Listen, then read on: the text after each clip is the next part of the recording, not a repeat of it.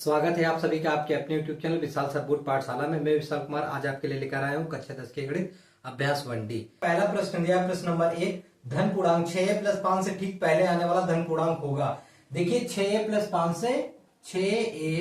5 से ठीक पहले आने वाला, देखिए धन पूर्णांक ये रहा हमारा 5, इससे पहले आने वाला 5 से पहले कौन सी गिनती आती है? 4 आती है, तो यानी 6a प्लस 4 ये हमारा हो जाएगा आंसर। अब देखेंगे 6 प्लस 4 कहेंगे, ऑप्शन 2 है, तो ऑप्शन 2 हमारा सही हो जाएगा।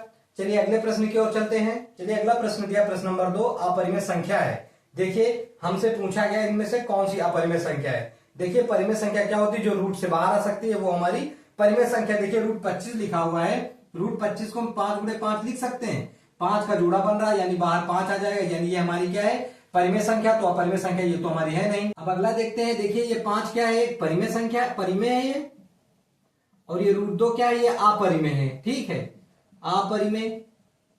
और हम जानते हैं कि जब परिमेय को अपरिमेय जोड़ दिया जाता है तो अपरिमेय ही हो जाती है, यानी ये वाला हमारा आंसर करेक्ट है। ठीक है, तो हमारा उत्तर आ जाएगा 5 प्लस रूट 2 अपरिमेय संख्या है, यही हमारा हो जाएगा आंसर, और इसको कर देंगे सही टिक। चलिए अगला प्रश्न दिया, प्रश्न नंबर 3, संख्या 4 रूट 3 है। देखिए ये रूट 3 क्या रूट से बाहर आ सकता है? तो ये तो अपरिमेय संख्या हो गया, तो हमारा क्या हो जाएगा आंसर? हमारा आंसर हो जाएगा अपरिमेय, अपरिमेय।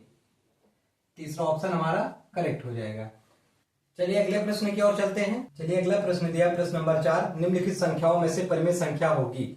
देखिए रूट 3 बटा रूट 5, रूट 3 क्या रूट से बाहर आ सकता है? नहीं आ सकता है। रूट 5 भी रूट से बाहर नहीं आ सकता है। तो देखिए हम अपना दूसरा ऑप्शन देखते हैं, ये हमारा परिमेय संख्या। कैसे? चलिए चेक करके देख लेते हैं।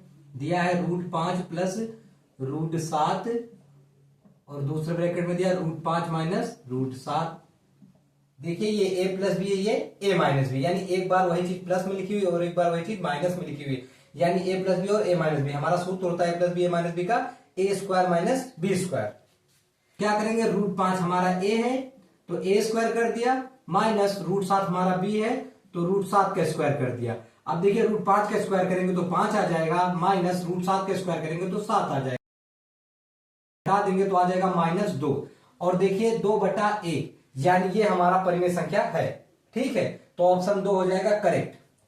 चलिए अगले प्रश्न की ओर चलते हैं। चलिए अगला प्रश्न दिया, प्रश्न नंबर 5, निम्नलिखित में परिमेय संख्या है। पहला ऑप्शन है 2.732416 डॉट डॉट डॉट अनंत तक ऐसे चलता चला जा रहा है। पहले भी आपसे बताया था कि जब परिमेय संख्या में दशमलव वाला पूछेगा तो कौन सी परिमेय है, ये जानने के लिए सबसे पहले हम क्या करेंगे? देखिए जो संख्या दशमलव के बाद रिपीट होती है वो संख्या होती है हमारी परिमेय संख्या, और जो संख्या दशमलव के बाद रिपीट नहीं होती वो होती है हमारी अपरिमेय संख्या। देखिए 2.732416, यानी ये संख्या दशमलव के बाद रिपीट नहीं हो रही है, यानी ये हमारी अपरिमेय। हमसे पूछा गया है परिमेय। अब ये तो हो गया अपरिमेय। अब इसे देख लेते हैं। देखिए इसमें 2.737373, यानी 73 बार बार आ रहा है, यानी कि इसे क्या कह सकते हैं? 2.73 के ऊपर बार बार ये 7373 अनंत तक आ रहा है, यानी कि ये हमारा क्या है? परिमेय संख्या। क्योंकि मैंने पहले ही आपसे बताया परिमेय और अपरिमेय संख्या दशमलव के बाद में रिपीट होती है उसे परिमेय संख्या बोलते हैं, और जो संख्या बदल के आती है दशमलव के बाद में उसे अपरिमेय बोलते हैं। तो ये हमारी क्या हो गई? परिमेय संख्या, यानी ये हमारा क्या है? आंसर। और हमारा ऑप्शन कौन सा सही हो जाएगा? तीसरा ऑप्शन हमारा करेक्ट है। चलिए अगले प्रश्न की ओर चलते हैं। चलिए अगला प्रश्न दिया, प्रश्न नंबर 6, 98 के अभाज्य गुणनखंड होंगे। तो चलिए हम 98 के अभाज्य गुणनखंड निकाल लेते हैं। सबसे पहले देखिए पीछे क्या दिया हुआ है? 8, यानी ये 2 से कट जाएगा तो 2 से भाग देंगे। देखिए 2 चौको 8, एक बचा यहाँ पे लिख दिया, और 8 के साथ बन गया 18, 2 नहीं 18। अब देखिए 49 है, 7 से कट जाएगा तो 7 से काट देते, 7 सत्ते 49, और 7 से ही कटेगा तो 7 का नाम 7। देखिए 98 के अभाज्य गुणनखंड क्या आ गए हैं? 98 के अभाज्य गुणनखंड देखिए 2 आया है एक बार तो 2 लिख देंगे, गुणा लगाएंगे। 7 आया 2 बार तो 7 की घात 2 लिख देंगे। देखिए 2 गुणे 7 की घात 2 आया है कहीं? ऑप्शन तो सही हो जाएगा हमारा। चलिए अगले प्रश्न की ओर चलते हैं। चलिए अगला प्रश्न दिया, प्रश्न नंबर 7, 726 और 275 का मासापा होगा। चलिए 726 और 275 के गुणनखंड निकाल लेते हैं। तो 726, देखिए पीछे 6 दिया यानी 2 से कट जाएगा तो 2 से भाग देंगे, 2 3 6, एक बचा था जोड़ दिया, बन गए 12, 2 6 12 और इसे काटेंगे 2 तियां 6। अब ये 2 से तो कटेगा नहीं, 3 से काटना पड़ेगा, तो 3 से काट देते हैं। 3 इकन्नम 3, 3 दूनी 6, 3 इकन्नम 3, 121 आ गया। ये तो 11 से कटेगा, तो 11 से काट देंगे, 11 के रहें 121 और 11 इकन्नम 11। चलिए अब 275 के भी गुणनखंड निकाल लेते हैं। देखिए इसके आखिरी का अंक 5 है, यानी 2 से तो कटेगा नहीं, और 3 से तभी कटेगा जब इनका योग 3 से कट रहा हो। तो देखिए 7 5 12 और 12 2 14, यानी 3 से 14 नहीं कटेगा, इसलिए ये 3 से नहीं कटेगा। अगला नंबर 5 होगा, क्योंकि इसकी इकाई का अंक 5 है, तो 5 से काट के देखते हैं। 5 25, 2 बचे थे, इस आगे वाले में जोड़ दिया तो वो भी हो गया 25 5 25। फिर से काटेंगे 5 से, 5 इकन्नम 5, 5 इकन्नम 5। अब 11 से काट देंगे, देखिए 11 इकन्नम 11। तो हम देखेंगे कि हमारा जो 726 था उसके गुणनखंड आए हैं 2 गुणे 3 गुणे 11 गुणे 11, 2 गुणे 3 गुणे 11 गुणे 11। और जो हमारा 275 था उसके गुणनखंड आए हैं 5 गुणे 5 गुणे 11। अब हमें निकालना है एचसीएफ यानी मासापा। इन दोनों में किनका जोड़ा बन रहा है? देखिए ये तो 11 का तो बन ही रहा है, और यहाँ पे 11, दोबारा 11 ही नहीं है, यहाँ पे 3, यहाँ पे 3 है, 2 है, तो इसमें नहीं है, यानी हमारा एचसीएफ हो जाएगा 11, यानी हमारा मासापा क्या है 11। ये हमारा ऑप्शन नंबर 4 सही हो जाएगा। चलिए अगले प्रश्न की ओर चलते हैं। चलिए अगला प्रश्न दिया, प्रश्न नंबर 8, संख्या n स्क्वायर माइनस 1 8 से विभाज्य होती है यदि n है 1। क्या है? पूर्णांक है कि प्राकृत संख्या की विषम संख्या या सम संख्या? चलिए आप पहले जान लेते कि पूर्णांक क्या होता है। देखिए माइनस और प्लस दोनों गिनतियां थी पूर्णांक में, यानी कि जैसे माइनस का 2 कॉमा माइनस का 1, 0 1 2 3, ऐसे ही यानी हम माइनस की भी गिनती ले और प्लस की भी गिनती से ले, उन्हें बोलते हैं पूर्णांक। और प्राकृत संख्या क्या होती है? देखिए प्राकृत संख्या स्टार्ट होती है 1 से लेकर अनंत तक की गिनतियां, जैसे 1 2 3 4, ऐसे ही अनंत तक चलती रहेंगी, ठीक है। और विषम संख्या क्या होती है? देखिए जैसे 1 3 5 7 9, ऐसे ही अनंत तक ये भी चलती रहेंगी। और सम संख्या क्या है? जैसे 2 4 6 8, ये भी अनंत तक। अब आप मुझे ये बताइए कि बोल रहे हैं कि n स्क्वायर माइनस 1 की जगह पर हम n का मान ऐसा क्या ले लें, पूर्णांक का मान रख के देख ले कि 8 से विभाज्य होता है, कि प्राकृत संख्या का मान रख के देख ले कि 8 से विभाज्य होता है, कि विषम संख्या का मान रख के देख ले कि 8 से विभाज्य है। चलिए देखते हैं। सबसे पहले हम क्या लेते हैं? देखिए अगर हमने माइनस का 2 लिया तो माइनस 2 का स्क्वायर कितना होता है?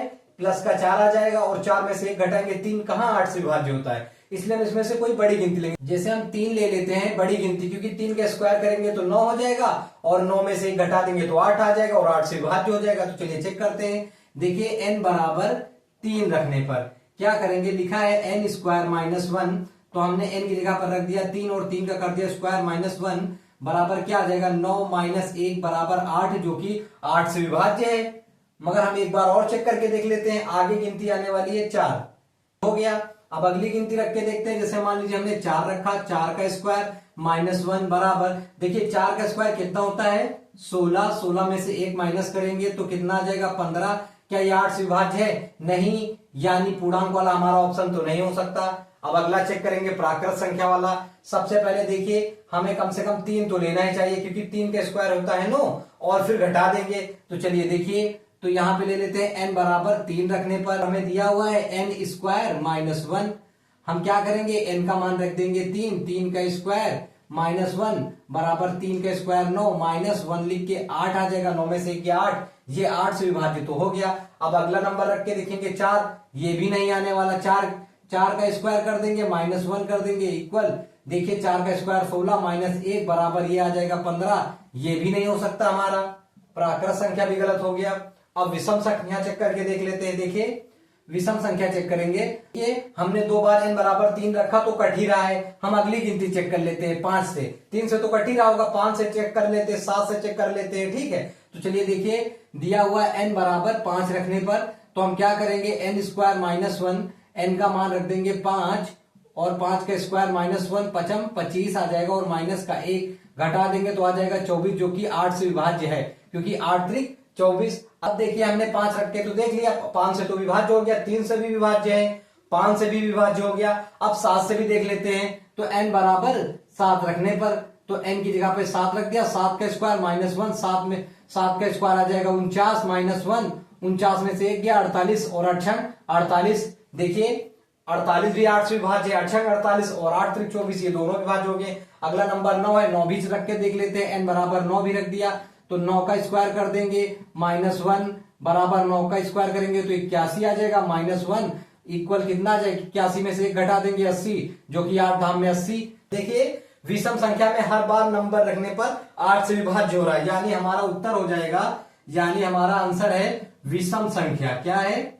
विषम संख्या।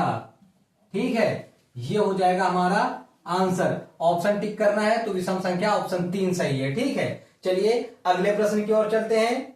चलिए अगला प्रश्न दिया प्रश्न नंबर 9, यदि 65 और 117 के एचसीएफ को 65m - 117 के रूप में व्यक्त किया जा सके तो m का मान है। चलिए क्या बोल रहा है, 65 और 117 के एचसीएफ को किस रूप में दर्शाया गया, 65m - 117 के रूप में। चलिए लिख लेते हैं, यानी कि 65, 117 का एचसीएफ किसके बराबर है, 65m - 117 की। इतना आप लिख लेंगे। अब हमें 65 और 117 का एचसीएफ निकालना होगा। तो चलिए देखिए 65 के गुणनखंड कर लेते हैं, ये 5 से कट जाएगा। देखिए 5 51 में 5 बचा 1 जोड़ दिया, हो गया 15, 5 3 15 और 13 से कटेगा तो 13 51 13।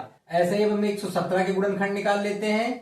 देखिए 3 से कट जाएगा, 3 3 का 9, 2 बचे थे जोड़ दिया, हो गए 27, 3 9 27। अभी भी 3 से कट जाएगा, 3 51 3, 3 3 का 9, फिर से 13 से कट जाएगा, 13 51 13। यानी अगर हम एचसीएफ निकालें तो देखिए दोनों में कॉमन क्या है, 13 कॉमन है। हमारा एचसीएफ कितना है, 13 है। अगर आपको समझ नहीं आया हो तो आप 65 के गुणनखंड लिख लीजिए, 5 गुणे 13, और 117 के गुणनखंड लिख लीजिए 3 गुणे 3 गुणे 13। जो दोनों में कॉमन है वही हमारा एचसीएफ है। तो हमारा एचसीएफ कितना आ जाएगा, 13, और कुछ कॉमन है ही नहीं।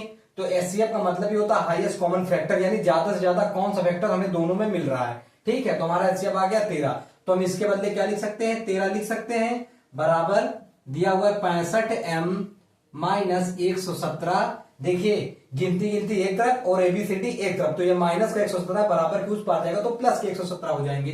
तो 13 प्लस 117 बराबर 65m।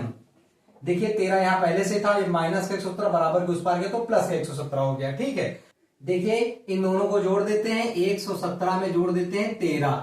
देखिए 7 3 10 का 0 हासिल आया 1 1 1 2 1 3, और ये एक ऐसे आ जाए, कितना आ गया 130 बराबर 65m। अब क्या करेंगे, देखिए यहां पे 65 गुणे में दिया हुआ, इसे भाग में भेज देंगे तो m इक्वल हो जाएगा 130 बटे 65।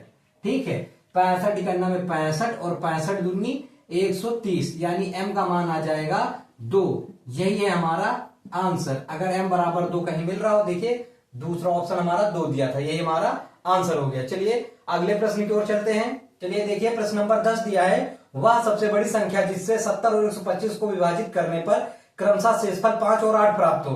तो हम क्या करते हैं, 70 में से -5 कर देते हैं, क्योंकि ये क्रमशः दिया हुआ है। 70 में से 5 और 125 में से 8 को माइनस कर देते हैं। 70 में से 5 को माइनस करेंगे तो आएगा 65, और 125 में से 8 को माइनस करेंगे तो आएगा कितना, 15 में से 8 गया 7, और एक ऐसे लिख देंगे एक एक, क्योंकि 125 में से 8 माइनस करेंगे तो 117 आ जाएगा। चलिए ठीक है, अब हमें ये तो पता चल गया कि वो संख्याएं कौन सी हैं, लेकिन हमें क्या ज्ञात करना है, वह सबसे बड़ी संख्या, यानी 65 और 117 का एचसीएफ ज्ञात करना, यानी अधिकतम या सबसे बड़ी संख्या बोलेंगे तो हमें निकालना होता है एचसीएफ। तो हम क्या करेंगे, 65 के गुणनखंड लिख देते हैं। देखिए 13 × 5 = 65, यानी 5 गुणे 13, और 117 के गुणनखंड लिख देते हैं। देखिए 3 3 का 9 और 13 9 117, यानी 13। और देखिए हमारा एचसीएफ क्या हो जाएगा, इन दोनों में जो कॉमन होगा, देखिए इसमें भी 13 है और इसमें भी 13 है, तो हमारा 13 हो जाएगा एचसीएफ, और इन दोनों में बाकी और तो कुछ कॉमन है नहीं, तो हमारा 13 आंसर सही हो जाएगा। हमारा आंसर हो जाएगा 13। तो 13 हमारा किस में आ रहा है, ऑप्शन 1 में आ रहा है, तो यही पहला हमारा सही हो जाएगा। चलिए अगले प्रश्न की ओर चलते हैं। चलिए अगला प्रश्न दिया प्रश्न नंबर 11, यदि दो धनात्मक पूर्णांकों a और b को a बराबर x³ y² और b बराबर xy³ के रूप में व्यक्त किया जाए, जहां x और y अभाज्य संख्याएं हैं, तो एचसीएफ a, b होगा। हमें एचसीएफ निकालना है किसका, a, b का। तो देखिए a बराबर क्या दिया हुआ है, a बराबर दिया हुआ है x³ y² और b बराबर दिया हुआ है एक्स वाई क्यूब। चलिए देखिए हमें क्या निकालना है, एचसीएफ निकालना है। एचसीएफ निकालना है किसका, ए कॉमा बी का। चलिए देखिए हम इनके अभाज्य गुणनखंड लिख देते हैं सबसे पहले तो देखिए एक्स आया है 3 बार तो लिख देंगे एक्स गुड़े एक्स और गुणा लगाएंगे वाई गुड़े वाई, क्योंकि वाई आया है 2 बार तो वाई गुड़े वाई लिख दिया। ऐसे हम इससे भी लिख लेते हैं, देखिए एक्स आया है 1 बार तो एक्स लिख दिया, फिर गुणा लगाया, वाई आया है 3 बार तो वाई गुड़े वाई। अब हमें निकालना है एचसीएफ। एचसीएफ कैसे निकलेगा, जो कॉमन होगा देखिए एक एक्स इसमें भी है तो एक एक्स इसमें भी है। अब यहाँ पे भी y मिल रहा है हमें और यहाँ पे भी y मिल रहा है, यहाँ पे भी y मिल रहा है और यहाँ पे भी y मिल रहा है। तो हमें एक तो मिल गया है कितना, x मिल गया है, और y कितने मिल रहे हैं, एक y ये मिल रहा है तो गुड़े y और गुणा लगाएंगे, दूसरा भी एक और y मिल रहा है तो एक और y लिख लेते हैं। और देखिए x तो ऐसे रहेगा और y की जब गुणा हो जाएगी तो गुणा में घातें जुड़ती है, यानी 1 1 2, यानी y की घात 2 हो जाएगी। ठीक है, यानी एक्स वाई स्क्वायर हमारा हो जाएगा आंसर, जो कि दूसरा ऑप्शन हमारा हो जाएगा करेक्ट। चलिए अगले प्रश्न की ओर चलते हैं। चलिए अगला प्रश्न दिया प्रश्न नंबर 12, यदि दो धनात्मक पूर्णांकों p और q को p बराबर ए बी स्क्वायर और q बराबर ए क्यू बी के रूप में व्यक्त किया जा सकता है, जहां a और b अभाज्य संख्या है, तो एलसीएम p कामा q है। चलिए इसे हल करते हैं। देखिए हमें दिया है p बराबर ए बी स्क्वायर तो हम लिख देंगे p बराबर ए बी स्क्वायर और q दिया हुआ है a क्यूब b। हमें निकालना है एलसीएम, तो हम क्या करेंगे, एलसीएम निकालना हमें किसका, p कॉमा q का। ठीक है, p कॉमा q का एलसीएम निकालना है। चलिए देखिए इनके गुणनखंड लिख लेते हैं। देखिए a एक बार आया था तो हमने एक बार a लिख दिया और b स्क्वायर लिखा है, यानी 2 बार b लिख देंगे। ठीक है, उसके बाद अब a क्यूब के गुणनखंड लिख लेते हैं, a गुड़े a 3 बार आया था इसलिए 3 बार लिख दिया, और b आया है 1 बार तो 1 बार लिख दिया। अब क्या करेंगे, देखिए हमें निकालना है एलसीएम, जिसका जोड़ा बन रहा है उससे एक ही लेंगे। देखिए इस a का जोड़ा बन रहा है और एक ये b का जोड़ा बन रहा है। अब देखिए इस जोड़े से एक a ले लेते हैं, गुणा लगाएंगे, फिर क्या आ रहा है, b आ रहा तो b लिख लिया, फिर इस जोड़े से एक b ले लेंगे। अब ये a तो ले ही चुके, अब ये वाला a बचा है, गुणा लगाएंगे, और एक ये वाला a बचा है। अब देखिए इन सबको 1 2 3, 3 बार a है तो a की घात 3 लिख देंगे, और b आया है 2 बार तो b की घात 2 लिख देंगे, यानी हमारा एलसीएम हो जाएगा a cube b square. a cube b square option तीसरा सही हो जाएगा, यही है हमारा आंसर। ये अगले प्रश्न की ओर चलते हैं। चलिए अगला प्रश्न दिया प्रश्न नंबर 13, एक शून्येतर परिमेय संख्या और एक अपरिमेय संख्या का गुणनफल होता है। देखिए शून्येतर परिमेय संख्या क्या होती है, यानी हम कोई परिमेय संख्या ले और वो 0 नहीं होनी चाहिए। जैसे माना हमने लिया 2/3, ठीक है, जो डज नॉट इक्वल टू 0, तो ये बता रहे हैं कि एक अपरिमेय संख्या का गुणनफल होता है। यानी अगर हम इस शून्येतर परिमेय संख्या में अपरिमेय का गुणा करा दे तो क्या होगा, 2/3 लिखा हुआ है, इसका गुणा करा देते एक अपरिमेय संख्या से, मान लीजिए √3 से गुणा कर देते हैं। तो देखिए यहाँ पे आधा 3 है, यहाँ पे पूरा 3 है, इसको काटेंगे तो ये √3 बार में कट जाएगा, यानी आधा 3 से पूरे 3 को काटेंगे तो आधा √3 तो बचेगा ही। तो हम क्या लिख देंगे, हमारे पास क्या बचेगा, 2/√3, जो कि √3 क्या है, एक अपरिमेय संख्या। तो क्या हो जाएगा इसका आंसर की सदैव अपरिमेय आएगा। क्या आएगा, सदैव अपरिमेय संख्या, यानी कि पहला ऑप्शन सही हो जाएगा, सदैव अपरिमेय संख्या, यही हो जाएगा हमारा आंसर, पहला ऑप्शन हो जाएगा हमारा करेक्ट। चलिए अगले प्रश्न की ओर चलते हैं। चलिए अगला प्रश्न दिया प्रश्न नंबर 14, 1 से 10 तक की संख्याओं दोनों सम्मिलित हैं में से सभी संख्याओं से विभाज्य न्यूनतम संख्या है। देखिए 1 से 10 तक की संख्याओं का हमें क्या निकालना है, विभाज्य न्यूनतम संख्या, यानी कि एलसीएम निकालना। न्यूनतम यानी एलसीएम और अधिकतम यानी एचसीएफ। तो चलिए हमें एलसीएम निकालना तो बहुत आसानी से निकाल लेते हैं 1 से लेकर 10 तक की संख्याओं का। तो देखिए सबसे पहले 1 2 3 4 5 6 7 8 9 10। अब क्या करेंगे, इनका निकालेंगे एलसीएम। चलिए देखिए सबसे पहले 2 से काटेंगे, 1 को ऐसे ही लिख देते, 2 एकन्नम 2, 3 उतार देंगे, 2 दूनी 4, 5 भी छोड़ देंगे, 2 तियां 6, फिर 7 को छोड़ देंगे, 2 चौको 8 और 9 को छोड़ देंगे, 2 पंचे 10। अभी भी 2 से कट रहा है तो 2 से और काटेंगे। चलिए देखिए 1 ऐसे ही रहेगा, 1 भी ऐसे रहेगा, 3 ऐसे उतार देंगे और 2 एकन्नम 2, इसमें 5 में भी ऐसे उतार देंगे क्योंकि ये 5 कटे गए हैं 2 से, 3 भी उतार देंगे और 7 भी उतार देंगे और एक बार और 2 दूनी 4 काटेंगे इसे, ठीक है। फिर 9 भी उतार देंगे और 5 भी उतार देंगे। उसके बाद फिर 2 से एक बार काटेंगे। देखिए एक तो ऐसे रहेगा, ये भी एक ऐसे रहेगा, ये 3 भी ऐसे रहेगा, ये एक भी ऐसे रहेगा और 5 भी उतार देंगे, 3 भी उतार देंगे, 7 भी उतार देंगे और ये 2 इकन्नम 2 काट दिया। उसके बाद ये 9 बचा था, 9 उतार देंगे और 5 बचा था, 5 उतार देंगे। अब 2 से तो सारे कट गए, अब बचे हैं 3 वाले, तो 3 से काट देते हैं। देखिए 3 से काटेंगे तो यहाँ पे एक ऐसे उतारेंगे, ये भी एक ऐसे उतारेंगे, 3 इकन्नम 3। उसके बाद ये वाला एक ऐसे उतार देते, ये 5 ऐसे छोड़ देंगे। उसके बाद फिर काटेंगे 3 इकन्नम 3। फिर ये जो 7 दिया, 7 भी उतार लेते हैं और यहाँ पर भी एक ऐसे रहेगा और 3 तरह का 9 और ये 5 उतार लेते हैं। उसके बाद फिर से हम 3 से काटेंगे, ये एक ऐसे रहेगा, ये भी एक ऐसे रहेगा, ये वाला भी एक ऐसे रहेगा, ये भी एक ऐसे रहेगा और 5 उतार देंगे। उसके बाद ये भी एक उतार देंगे, फिर 7 उतार देंगे, फिर ये एक उतार देंगे और 3 इकन्नम 3 और ये 5 भी उतार देंगे। अब सब कट गया, सिर्फ 5 और 7 बचा हुआ है। तो सबसे पहले एक बार 5 से काट देते हैं, तो ये एक ऐसे रहेगा, ये भी एक ऐसे रहेगा, ये भी एक ऐसे रहेगा, ये वाला भी एक ऐसे, 5 इकन्नम 5। उसके बाद एक फिर उतार देंगे और ये 7 भी इसे उतार देते हैं। उसके बाद ये वाला भी एक उतार देंगे, फिर ये वाला एक उतार देंगे, फिर ये 5 इकन्नम 5। अब बचा हुआ सिर्फ एक 7, तो चलिए 7 से काट देते हैं। एक एक, ये भी एक उतारा, ये भी एक उतारा, ये भी एक उतारा, ये भी एक उतारा और ये वाला 7 इकन्नम 7 हो गया। फिर ये एक उतार दिया, फिर ये वाला एक उतारा और ये लास्ट वाला एक उतारा। देखिए सब कट गए। अब हमारे जो गुणनखंड मिला है, इनका गुणनखंड करके इनका गुणा कर देते हैं गुणनखंडों का और हमें हमारा आंसर पता चल जाएगा। देखिए 1 2 3, 3 बार 2 आया तो लिख देंगे 2 गुणे 2 गुणे 2 और 3 आया है 2 बार तो गुणा 3 गुणे 3 और 5 आया है 1 बार तो 5 लिख लेते और 1 बार 7 भी आया है।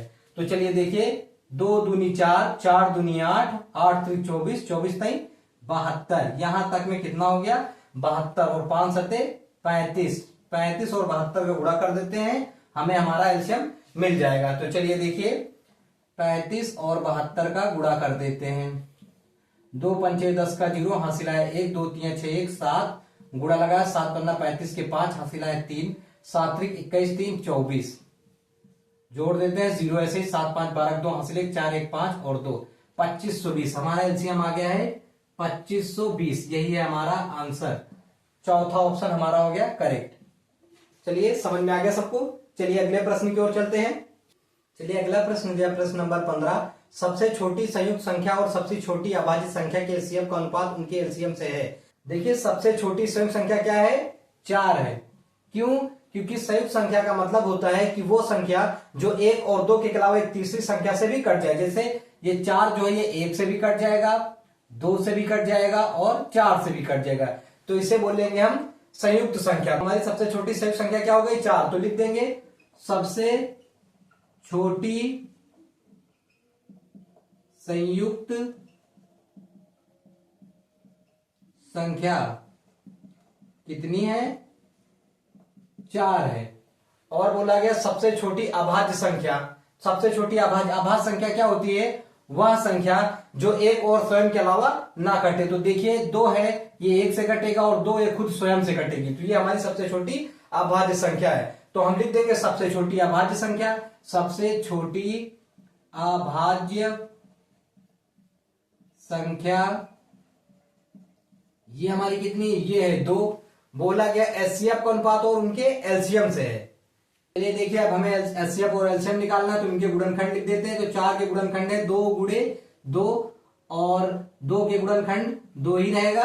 अब देखिए हमें निकालना है एचसीएफ और एलसीएम, तो हम एचसीएफ और एलसीएम निकालना में कैसे निकालेंगे? देखिए एचसीएफ निकालने के लिए क्या करते हैं, जो जोड़ा मिल रहा हो दोनों में कॉमन हो वही है हमारा एचसीएफ। तो 2 दोनों में मिल रहा है इसलिए 2 हमारा हो गया एचसीएफ। और एलसीएम लेने के लिए क्या करते हैं, जो हमें जोड़ा मिल रहा है उससे एक संख्या यानी इस जोड़े से हमने ले लिया 2 और बाकी बची हुई संख्या है, जैसे ये बचा हुआ है 2 तो इस 2 को भी ले लिया। तो देखिए 2 दूनी 4, हमारा एलसीएम आ गया है 4 और एचसीएफ आ गया है 2। हमें निकालना एचसीएफ और एलसीएम का अनुपात, तो हम लिखेंगे एचसीएफ अनुपात एलसीएम बराबर। तो देखिए हमने एचसीएफ अनुपात एलसीएम लिख दिया। तो एचसीएफ हमारा कितना आया था 2 आया था, तो हमने 2 लिख दिया और अनुपात है तो अनुपात लगा दिया और एलसीएम आया 4, तो एलसीएम भी लिख दिया 4। देखिए इसे आगे सॉल्व करेंगे तो देखिए 2:4 का मतलब होता है 2 और जो लास्ट में होता है उसे बटे में लिखते हैं, तो 2/4, 2 में 2 और 2 दूनी 4, यानी से हम क्या लिख सकते हैं 1:2। ये हो गया हमारा आंसर। देखिए पहला ऑप्शन हमारा सही है। इसके साथ हमारा अभ्यास समाप्त होता है। मिलते हैं अगले वीडियो में, तब तक के लिए हमारे चैनल को लाइक और सब्सक्राइब करना ना भूलें तथा अपने मित्रों को जरूर शेयर करें। धन्यवाद।